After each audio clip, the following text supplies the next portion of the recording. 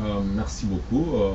Je suis vraiment flatté aujourd'hui, à la date du 27 décembre 2007, pour vous faire un petit témoignage. Le témoignage, en fait, ce n'est pas un témoignage de plaisir, c'est juste un constat qui est malheureux en ce qui concerne la façon de voir les choses de nos frères qui sont au pays.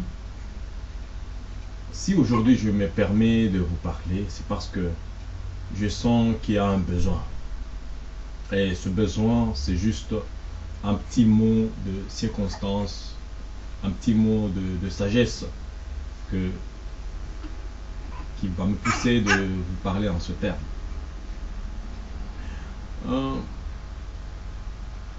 Nous, en tant que Congolais, nous savons que notre pays, c'est un pays aux dimensions continentales. Nous avons toutes les richesses possibles du monde. Il y a des milliers de secteurs non exploités jusqu'à présent. Nous avons de l'or, nous avons de l'argent, nous avons le diamant, du cuivre, la malachite, la cosine, la copurite, la cuprite, que sais-je encore, du bois, le zoo, la forêt. Nous avons tout. Nous avons toutes les richesses au pays. Et on n'est pas nombreux. S'il faut être sage, faisons un peu la calculation.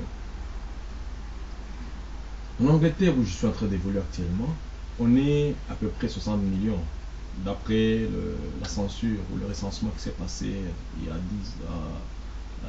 7 ans passés. On a constaté qu'on est à peu près à 60 millions. Mais hélas, le pays est à une petite superficie. Je pourrais dire même que 7 à 8 fois moins que la superficie de notre pays. Tel qu'on est, s'il faut calculer maintenant le revenu, le SMIC de tout un anglais, ça devait être l'argent encaissé divisé par le nombre de population. Ce qui fait que les gens trouveraient des miettes.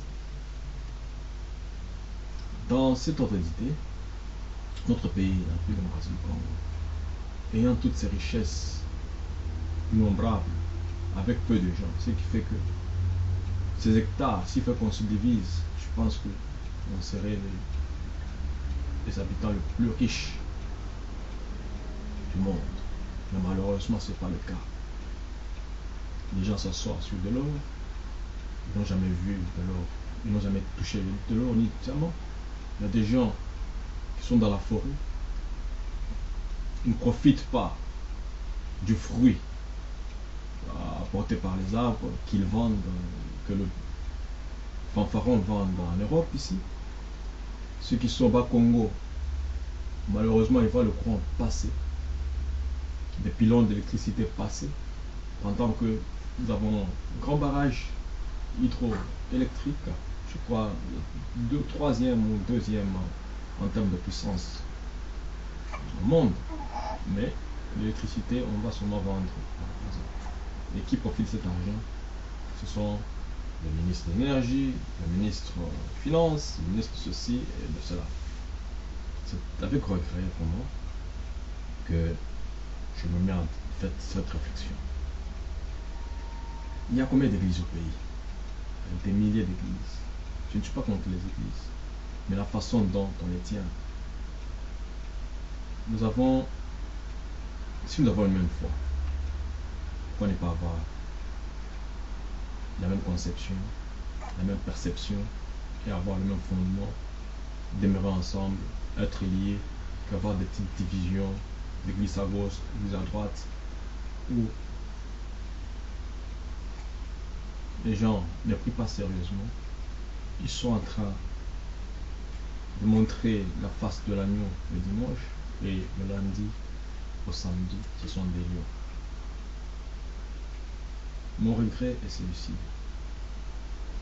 Dieu aime tout le monde. Dieu n'est pas injuste. Dieu est un Dieu d'ordre. Nous devons travailler. Ne comptons sur personne. Faisons comme nos frères chinois ont fait chez eux. Ils ont fermé la bordure. Personne ne sort. Personne n'entre. Que ceux qui sont là travaillent. Faites ce qu'on appelle l'autarcie. Comptez sur soi-même. Comptez sur ses propres moyens. Comptez sur ses propres efforts. Travaillez, remuez ciel et terre.